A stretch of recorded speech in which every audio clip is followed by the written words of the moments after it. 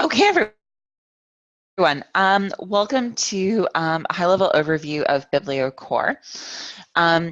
Today we're going to be going over the new IFLS-MORE catalog from the perspective of how it can be used to assist patrons, kind of at a high level with basic overview into search, into registration, and different ways you can explore the catalog to find material. So I'm going to start off by talking a bit about BiblioCommons and our philosophy when creating software. We believe that libraries are places that are welcoming, inspiring, and connecting. The physical library space is somewhere where everyone's welcome, where you can connect with new people and ideas, and where you're inspired by what you're able to discover and explore. Libraries are already great at creating the space and branches with displays, programming, readers advisory, community engagement, and sharing ideas. And our goal as a company is to give you the platform to create this space online.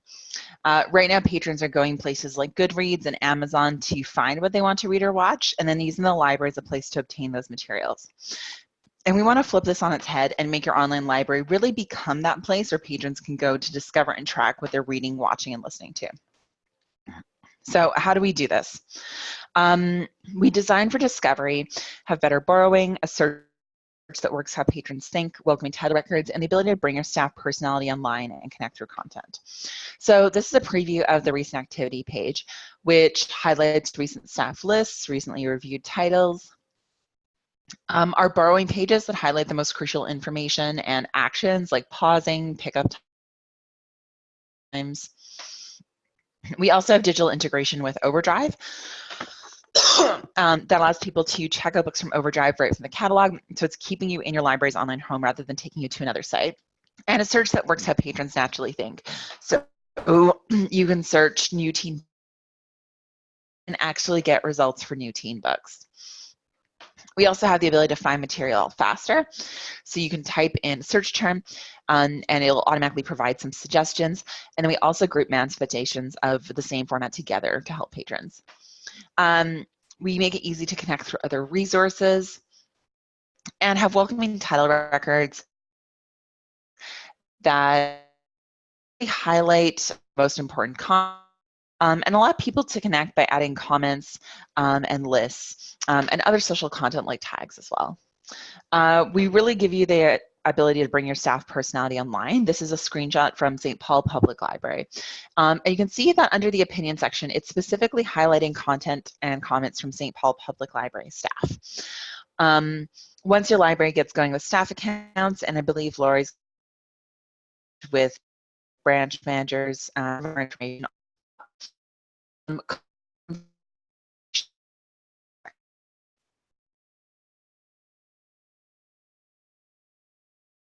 Later in progress and completed, and that represents different stages of reading a title or watching or listening. But you can also add meaningful content like comments, ratings, tags, quotations. It doubles and lets you share your opinions with others. I just got a note that the audio is cutting in and out a little bit. Can someone let me know if there's any issues with that?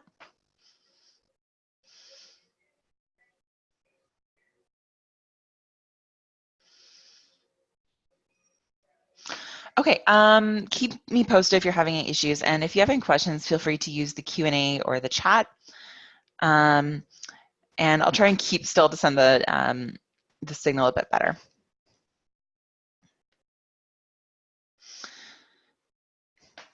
So we really emphasize the ability to connect through content, and this allows you to share your opinions and your thoughts on titles with other users across the catalog. We have a responsive design, and what that means is that you don't need an app. You can navigate to more.bibliocommons.com on any device, whether it's a desktop, a tablet, mobile, and it's going to adapt to look good at that screen size.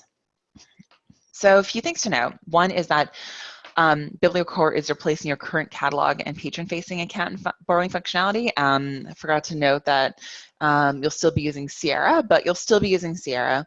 And the new catalog has a lot of social features beyond a standard catalog, but sharing material is always optional. And borrowing checked out and holds will never show publicly. So I'm first going to go through registration. Lori may have circulated some instructions on how to register an account. So I'm going to go through this just kind of at an instruction level. And then you can get the slides later and the instructions to register your own account. So all users will need to register an account at more.bibliocommons.com to use the online catalog. And when you log in for the first time, the catalog will prompt you to create a BiblioCommons account. You can still log in with your barcode, but we find people generally find it easier to remember something that they've, like username that they've created themselves as opposed to a random string of numbers. And usernames will show on social content, but if a user doesn't post anything, nothing will be public. All of the social features are completely optional. So when someone registers, they'll visit more.bibliocommons.com and enter their library card number and password. You may be prompted to enter in your birth month and year, and the reason for that is that we adhere to the Children's Online Privacy Protection Act, which prohibits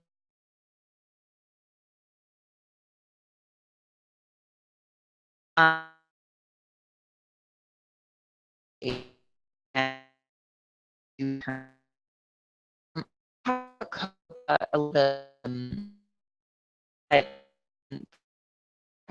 functionality for users under 13, and just noting a chat.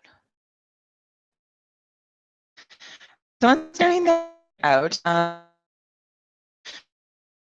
and plugging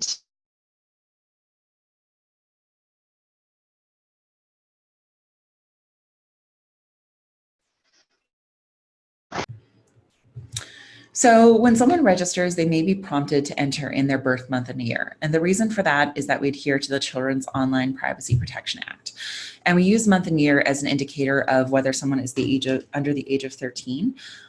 We don't record birth date, as that is personally identifiable information, but users under the age of 13 are prohibited from entering in free text online. And so to comply with that, users under 13 have adapted functionality on BiblioCore. So I'll talk about that in a little bit. You'll be prompted to choose a username, which you can always change later. So it's automatically going to update, and then register.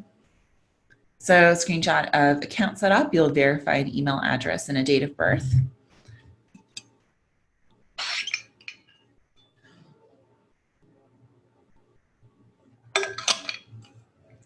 And for users under 13, because they can't enter in free text,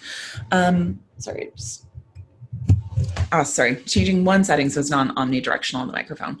So I should get a bit less ambient noise now. Users under the age of 13 can't enter in a custom username. So the way that we deal with that is that we use a color and an animal for dropdowns. It's a pretty extensive list of animals, so it should be okay. We'll automatically apply a numbered suffix, and on the month after they turn 13, they'll have the ability to choose a custom username and create content on the site. You'll also have the option to enable your borrowing history, which will show only on the user-facing side, and import list items. What was known as a list on your previous catalog is now known as shelves. And so this will add everything to your shelves, and lists are something different in BiblioCore. And then you can also set your preferred browsing language and your preferred locations and display defaults. So I'm going to start by talking about search and how it can be used both for patrons looking for a specific title and for patrons looking to browse for their next great read. And before reviewing how to use search, I want to first go over some of the factors that influence how we design search. When we look at our analytics, we find that patrons regularly keyword search terms like books, movies, and DVDs. And patrons use keyword search more than drop-downs or advanced search. They use search to find exact matches and browse. And it's also the first place that patrons go to on a library website. So that means that it needs to be powerful. It needs to get them what they're looking for. Patrons learn searching from Google, from Facebook, from Amazon, from the entire rest of the web. And then we believe they shouldn't have to learn a separate search just to use their public library. On Amazon, you type movies and you get results that are clearly movies, and same thing with Google. So I'm going to jump over to the site and demo searching and go through some of the tools that you'll be using.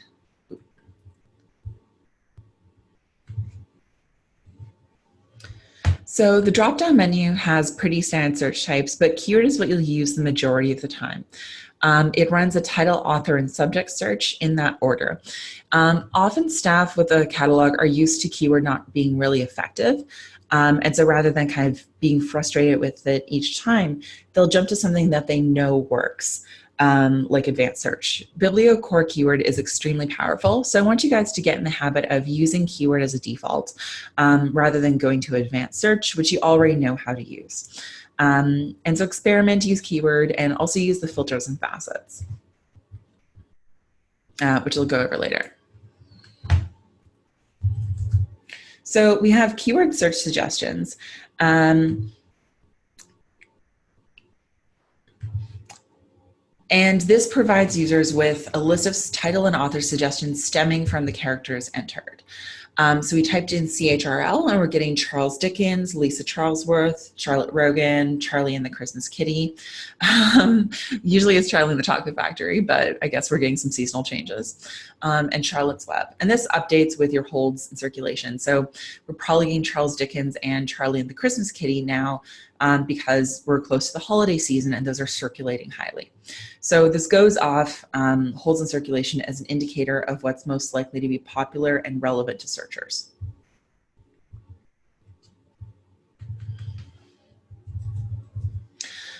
When you search a title, it goes by what stems from, or in keyword search suggestions, what stems from the search terms entered. But once you enter in a title, we prioritize exact matches. Let's let that load. So we're getting results for exact matches for the word origin. Low cover art. There we go. It's loading from Content Cafe. Results for things that are exactly called origin before we get to origins below. And we're also knowing that the Dan Brown novel is at the top. And the reason is that it's the most popular version of their origin. So we use that as a kind of tiebreaker of popularity. So the exact match shows at the top. And then within that, we also see the same relevancy rankings that we saw with keyword search suggestions. It's just prioritize the most popular titles.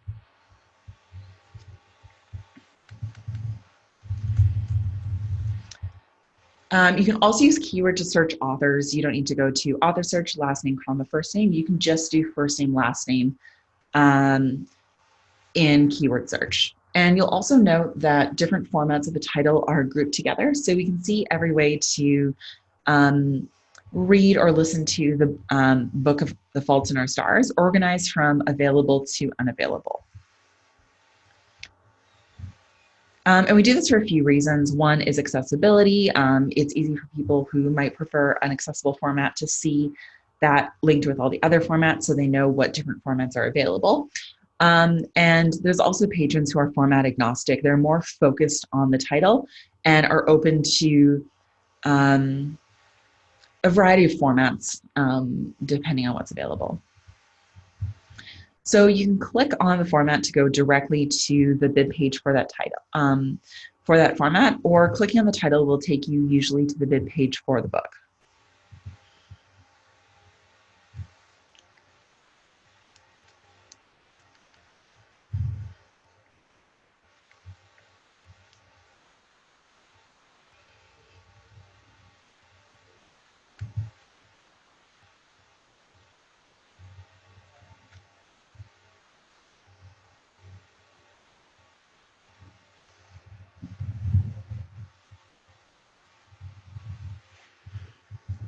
Okay, just give me a moment. There we go. So you can switch between formats up here through the format chooser, and that's just going to show bib pages for different titles. Or in the top right is the availability panel. And here you can see where it's on the shelves and view availability by location and place holds. So core assumes that what someone searches is exactly what they're looking for. If they search it, they're likely looking for the item with that exact title rather than every item that contains it in the title or mark record. So we're getting the Stephen King book, film adaptations, where we get to things called it, rather than something that just has it's in the title. But again, we're also seeing the same relevancy rankings where It's a Wonderful Life is showing higher because we're in December.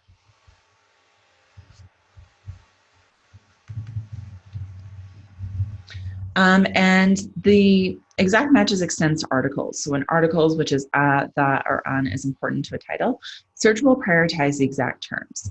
So when I search the help, we're getting the Catherine Stockett book and film adaptations.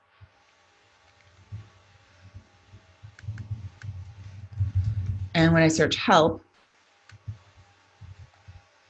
we're getting items exactly called help. And we're also seeing while you wait, which is a novelist integration that kind of shows up when it shows up. It's always going to be on unavailable titles, but if a title is unavailable, it's going to let you place a hold, but also see novelist recommendations that are available in your catalog so that you can get something while you wait. The exception to exact matches is format searches. A patron searching the term movie is more likely to want a list of movies in the catalog rather than titles containing the term movies. And that's how search works on commonly used sites like Google and Amazon. So I can type in movies on core, and we're automatically getting all the format facets that a movie would be on. And this works both for super format and specific format. So super format is something like movies, but DVD is a specific format. So we're getting all of the DVDs.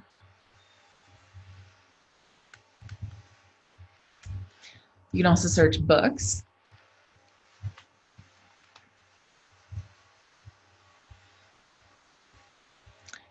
And we're getting all of the book formats, or more granular formats like large print. And audiobooks aren't included with search for books in format search, even though they are included as a different format in group search. But you can also search those specifically.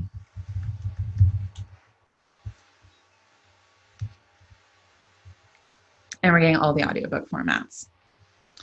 So Smart Search, you'll always need a format term, and that pulls from anything along the side, any of the formats that you have. But you can also search those with qualifying facets to drill down even further. And so those are audience, which is age, language, or the word new. So when I search movies for kids, and this goes off natural language, so kids language rather than juvenile films, we're getting all of the movie formats as well as children. You can also do language, so Spanish DVDs. And we're getting DVD and Spanish. And then lastly, you can do new. So we're doing new ebooks, and we're getting ebook and then results just within the past 180 days. And you can also combine all of these.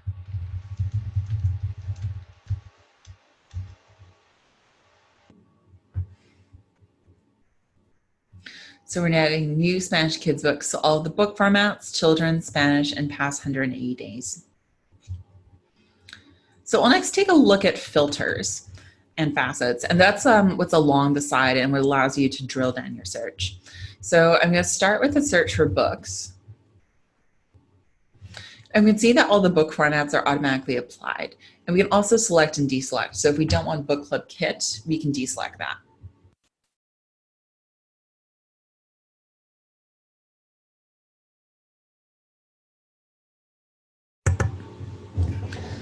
And you can also add formats. So if I also want to include downloadable audiobooks, I can add that there.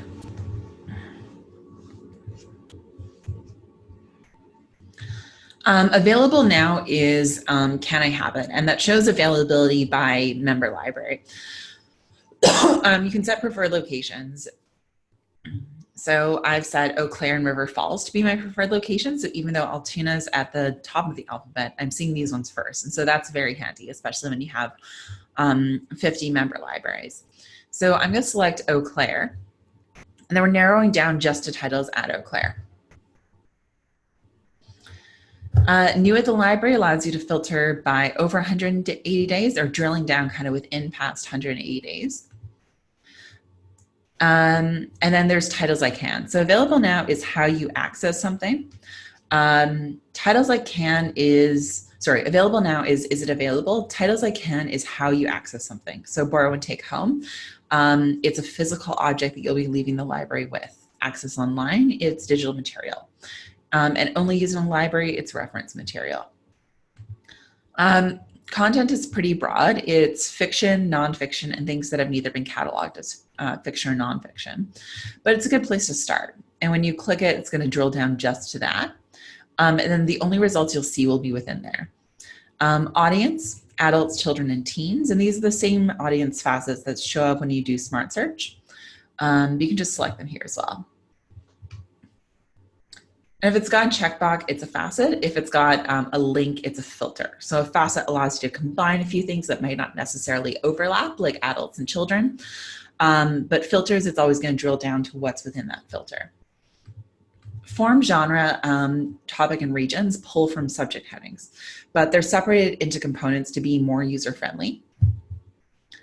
So I could choose, for example, humorous fiction.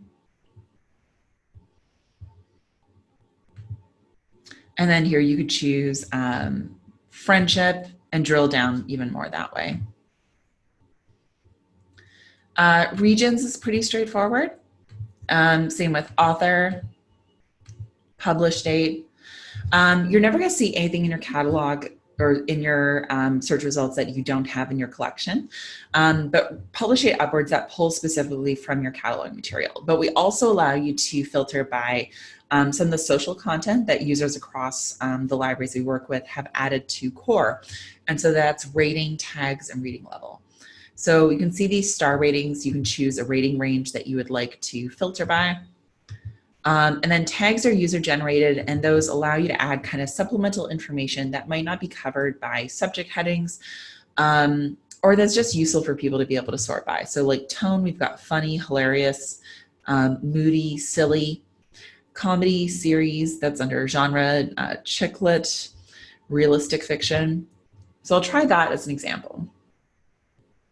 We can filter down to books that are about friendship, fiction, humorous fiction, realistic fiction for children available at Eau Claire. I'll just deselect a few things to show reading level.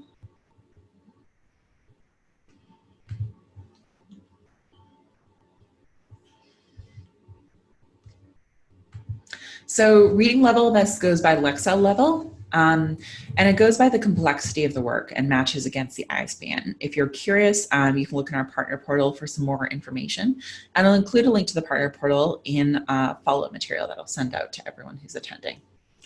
But this just goes by the complexity of the work. It doesn't encompass age appropriateness, so you'll want to make sure that you have the relevant facet applied. There's also a few good tricks with search. One is that you can save search. Press the wrong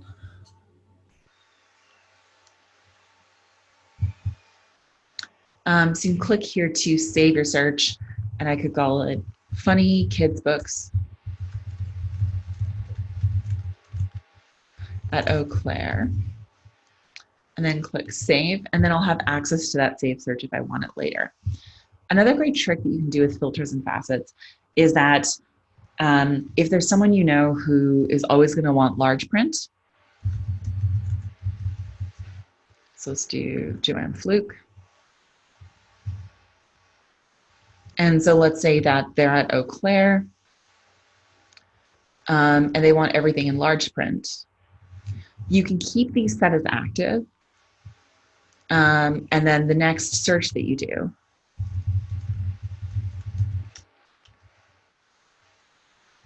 is going to automatically run with large print and Eau Claire. So it's really useful if you're doing repeated searches for patrons that have kind of the same attributes. And keyword search you can also use for ISBNs and exact call numbers if the patron comes up with that. So keyword will cover most of what you need for title, author, and subject searches, but you can also use the search type dropdowns for a few things. Series allows you to search specifically series data. So if I search Outlander, I'm going to get all of the books that have Outlander in the series data, rather than just the first book that is exactly called Outlander. We're seeing that here. You can also do a subject search, and that's going to go for anything in the subject heading. So if I search mystery, we're going to see any books that have mystery somewhere in the subject heading. Tag search is useful for going off user-generated tags, and so you can do more niche genres like cozy mystery.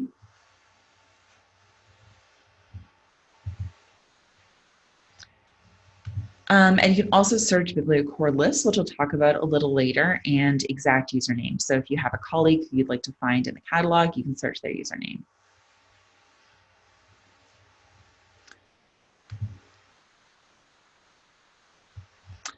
The advanced search, I'll just cover this pretty high level, has two parts. There's a free-form search field and a query form. And the form has some more options like publisher, genre that you can search by.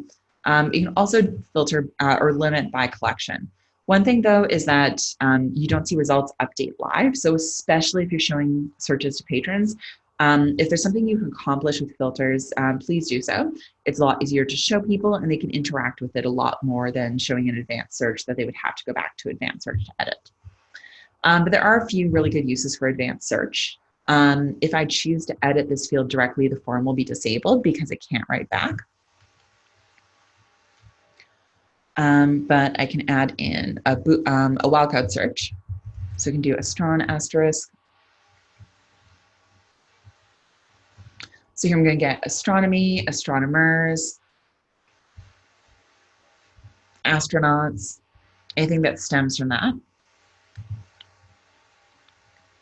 And then you can also do Boolean terms. So Boolean operators of and, or, and not, and they will need to be capitalized. So if I do Potter, not Harry, we're going to get results for Potter that don't include Harry Potter.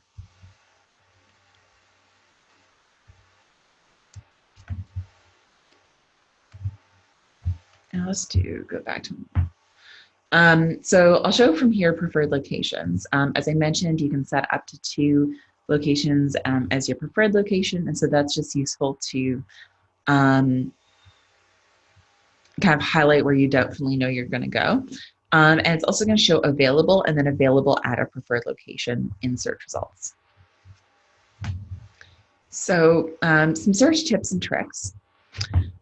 First, keyword search will get the best result 90% of the time. And I also recommend starting with a format search and using filters to drill down. Active filters are really great for repeated searches, and you can also save searches for common queries. It's also a permalink, so if you want to send something to a patron and they check it in 6 months, it's going to show the results that match what you've searched and the filters you've applied instead of the exact same results you're getting at this moment. And group search is great to explore different formats. So I'll look next at borrowing, and then we'll look at the title record. So the first thing I want to highlight is the library dashboard, and that's really, really useful for patrons. It basically points them towards everything they need, so they can see borrowing activity, their for later shelf, and I'll talk about shelves in a moment as well. Recent activity, save searches, view their profile and their shelves.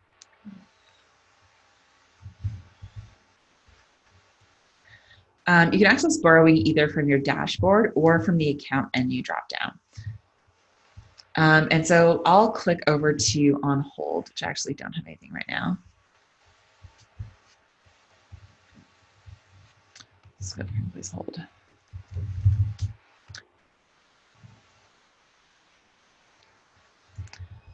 So for placing a hold, you can just access it. See if we can find something very unavailable. Let's cancel it right away. I've got single click holds enabled, so it's automatically going to go to my preferred location, which is River Falls. But if you don't have that enabled, you'll be able to select from a drop down as well. And then when I go over to on holds, I can see this title here and I can manage it. I can cancel, I can pause it. And that's just going to pause. Some systems refer to it as freeze or suspend, but it keeps your plays in line without moving you into the first place. And so it's good if you're going on vacation or you're reading a series and you want to make sure it doesn't come in before you're ready. You can also do batch actions. Right now we've just got one, but if you click manage items, it's going to let you apply an action to whatever you've selected. So I'm going to cancel this. And then the checked out page is pretty similar. So you can see items that are due soon. We have some content that is demo code, so we're getting it for 9 months. For ebooks, you can either download directly or read in browser, and any ebooks that you download are going to sync with both the BiblioCore borrowing pages and with Overdrive and Libby. So next we'll look at the title record. So I'm going to search the Hunger Games and use that as a demo.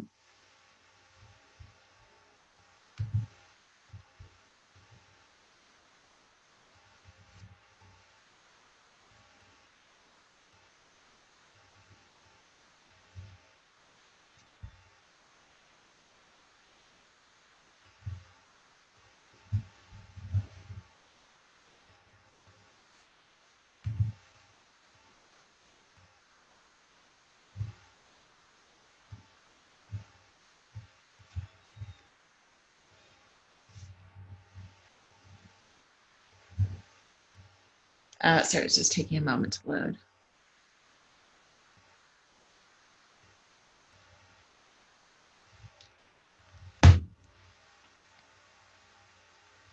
So we're seeing the format chooser up here. You can view all formats and editions. And we keep the title record deliberately sparse just to highlight what's most important to patrons. So we've also got availability up here. You can start availability by location, place holds, see where it's on the shelves. And then we've got brief details here. You can also view the full record. Below is opinion, and that's where staff comments are going to go. And then community activity. So if it has a favicon, which is a little library logo, that means it's from staff. We're not seeing anything. Well, actually, this is kind of a weird example because this library, their logo is just a letter, so it kind of blends in with the other ones. But they'll have a block that says library staff, and you can navigate over to their profile. Comments are really great for adding them just as a way to engage with the catalog, share your thoughts. But even for passive readers advisory, if a patron is curious what people thought about a certain title, you can reference comments if you personally haven't read it. There's also more social content. So we've got age, that's age ratings, quotes, notices, and that's just kind of giving a heads up about content in a title that someone might want to be aware of when they're deciding to read it. So things like violence, frightening or intense scenes, strong language, sexual content. We've got summaries, which we don't recommend staff devote time to just because it doesn't add a ton of value and it's honestly not very interesting to write. Something like a comment adds more value because it's subjective and it goes into the personal experience. And you can also embed videos from Vimeo and YouTube. We've got an Explore Further column over here, and that links out to different ways to explore related content. So you can explore the series, you can go to awards pages that we maintain, view novelist recommendations, and also search by subject headings. It's taking a little moment to load, but we also have links to lists over here.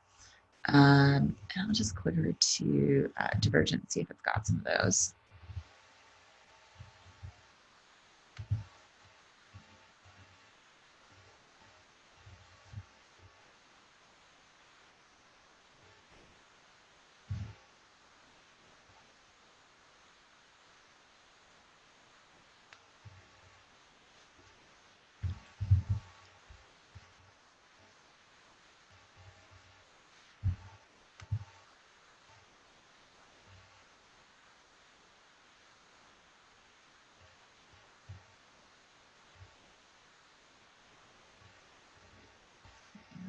So it's just taking a moment, but we're also actually currently redesigning the web page. And so I'm going to show where the content's going to be laid out over there.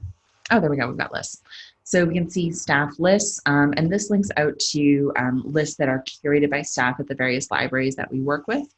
And this is good for recommendations if someone's curious about something similar or just kind of a different topic that they'd like to browse. And then lists by other users. Below, we've got tags. And that's great for, we talked about this on the search results, more subjective information, things that aren't necessarily captured by subject headings. So we've got dark, dystopian, action, similar titles, pretty straightforward. You can just add it with a keyword search. And then there's if you liked. And those are recommendation lists of titles that are specifically similar to this title. And any user can add those. So that's more for read alikes, whereas these are more for thematic lists. We're actually redoing the bib page, so I'm going to show some slides of what it looks like. So it's more visual, it's organized vertically, and it highlights recommendations and related material more prominently. When we launch a new feature, we generally do it as a skeleton version with the ability to have an opt-in, and then you'll also be able to add feedback. With the bib page, though, we're going to be working directly with your library to figure out the rollout strategy, or with IFLS in your case, that works best for you. And so our team will be in touch with Lori, who will kind of keep you guys updated on how you're going to be switching over to the new bib page. So there's a larger cover image, and it shows the ratings count, which has been highly requested. You can also have a streamlined format chooser, which will show other editions and manifestations. And on mobile, the more editions format chooser displays as an overlay, so it's even more mobile friendly. It's organized vertically, so we no longer have an explore further panel. So we're seeing it kind of in different blocks across the page. So we've got a brief about the author in the same series, and then details. And this is going to pull up full details of the title. We've tried to make the page a bit quicker to load. So it's got kind of more a high level summary on the main page, and then you can click overlays to view more information if you're interested. The opinion section pulls in critical reviews if that's something your library subscribes to. And then library comments are going to be here as well. And below are community comments with a call out to add comments. Staff lists are now going to be highlighted in a carousel that prioritizes lists from your library staff. And you can also browse similar titles from recommendation providers and browse the shelves for nonfiction titles. So browsing by call number is a lot more effective when it's nonfiction titles. For fiction, you're just exploring authors similar in the alphabet. But for nonfiction titles, we're going to pull this up so that you can see what's on the shelves and find related material. Then we've got community tags. Again, you can view all, and the rest of the novelist content that pulls in. And then at the bottom, we've just got main community content. So you can click out to community lists and view quotes, summaries, videos, and then suitability now combines age and notices. So I'm just going to take a quick look at shelves. I'm just going to open my shelves in an incognito window on my personal account. Shelves are the same across each instance, so it makes more sense to demo on something that has a lot of content.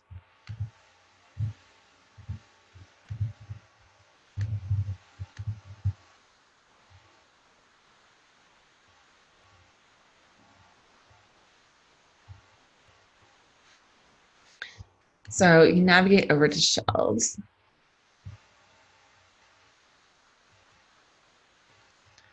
And we can see that there's for later, in progress, and completed.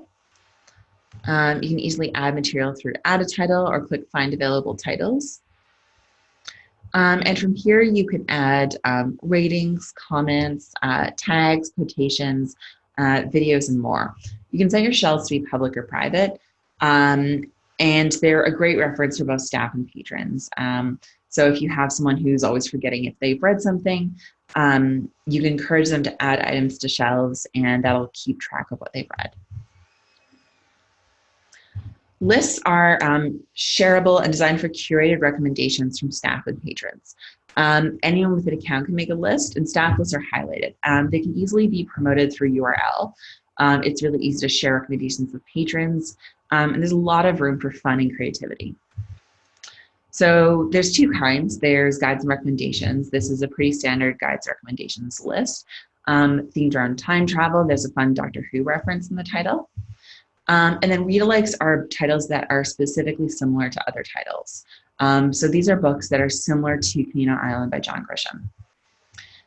There's a lot of room for creativity with lists. This is a pretty standard list of books that are good that you'll probably like. But the boss and mistake angle makes it interesting and makes it click-worthy. You can collaborate with staff. This is Books We Love to Hate from Central Arkansas Library System. And it's basically just kind of like snarky annotations on popular titles. So you can have a lot of fun with this.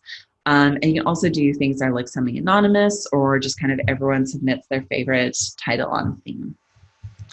Collaborate with community partners. This is a list from Johnson County Library in Kansas. And each month they pair up with a local SPCA and they feature a pet up for adoption. And then create a list ostensibly written by that pet. So we've got Ranger Joe's Facebook page, his adoption page, and then some fun annotations for a book called Treat and the Trouble with Cats.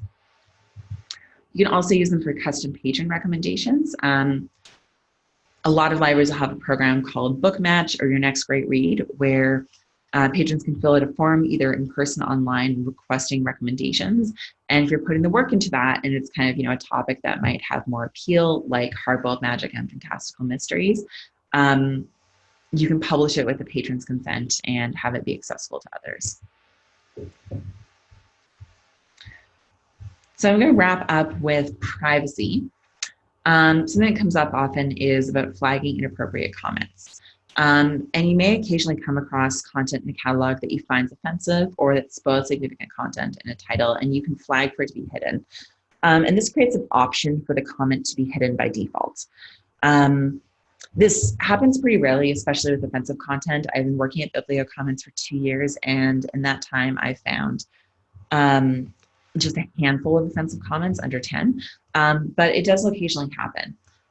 So offensive content must be flagged by 3 unique users to be tagged as such, and that creates the option for it to be hidden by default. Spoilers must be flagged by 2 unique users. It's usually in children's titles because kids don't have filters, and so there's no explanation needed. But with offensive content, you will need to provide a brief explanation of why it's offensive to you or your community. You can also note if a comment or violates the appropriate use standards, and it must specifically violate the appropriate use standards as documented. 3Flag sends it to our privacy officer who reviews it, and if we find that it does violate the standards, we must give the user the opportunity to edit their content. If it still violates the standards, we're able to delete it. And I'll just share briefly what this looks on the user-facing side before we get to preparing for launch.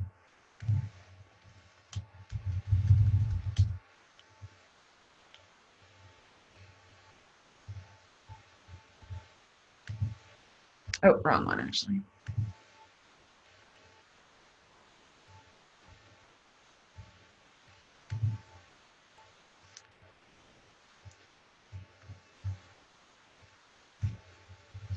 So when you come across a title that has offensive content or spoiler content, you'll see content warning.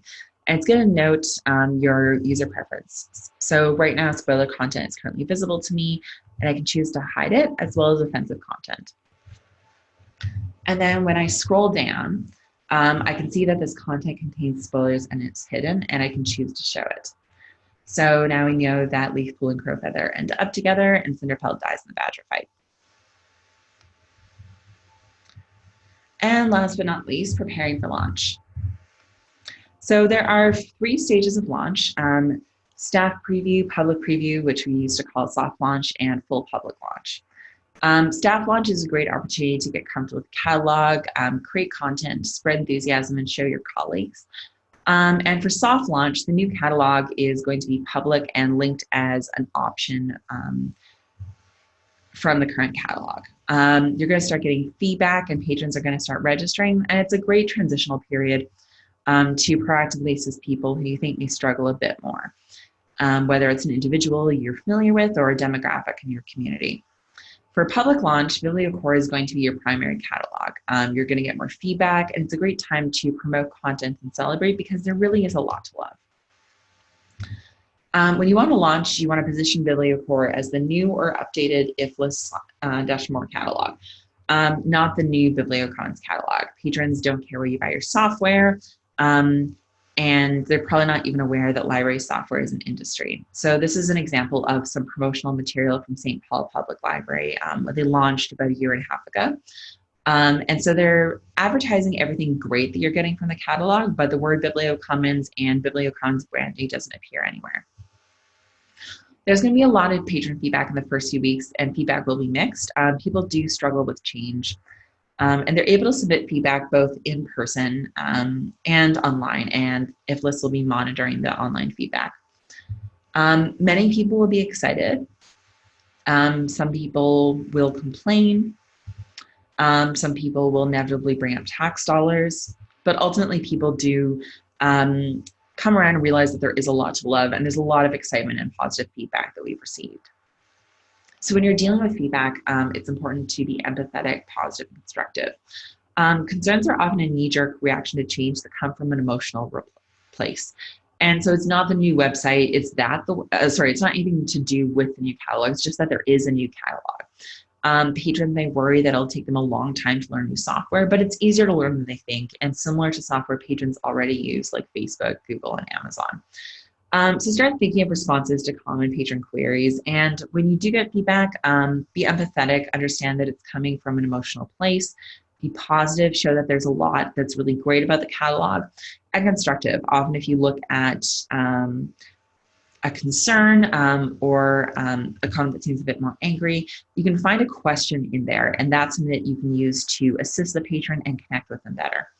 And keep in mind that patrons may say website when they mean catalog, so it's worth probing to learn more. Common patron queries are basically, how do I renew something? How do I manage holds? Why do we need a username? Why do we need to register? How do I find something? And so look at some of the feedback that we've received from libraries in the launch period. So someone saying, what a complete and unnecessary waste of time. The previous website was fine. Now users have to learn to navigate a new system. But when you look at this, it's basically something changed and I didn't like it. But we do get also a lot of positive feedback, people who try it out and realize there's a lot to love. And we've even received cases of negative feedback. And then a few lines later, the same user is given positive feedback. And then other great comments like, I've fallen in love with the library all over again. I'm going to wrap up by directing you towards 2 resources that are very useful. First is Catalog and Account Help, and that's going to be on every page of the catalog, accessible from Help up here. And that covers all of the patron-facing functionality. It's accessible to both patrons and staff, and BiblioCommons keeps it updated in multiple languages. You can see, for example, borrowing, more information on renewing checked out items, pretty basic instructions. For staff, there's also the partner portal. You can register with your library email address. So we've got our knowledge base, release notes, webinars, and then you can view documentation by product. And it's really easy to search if you're curious about something. So if you want to look more about holds, you can find information about single click holds, canceled and expired holds.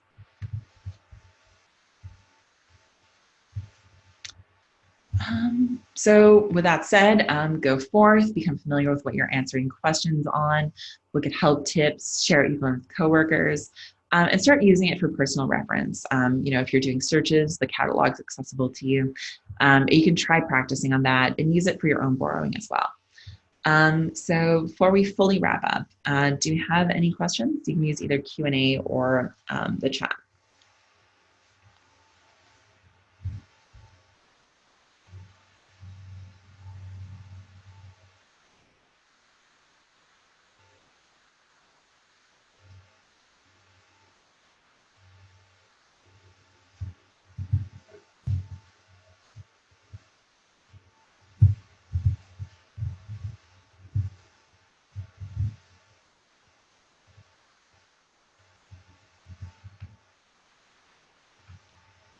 Okay, I haven't had anything come in, but thank you so much for attending, and I'll send out the webinar recording later.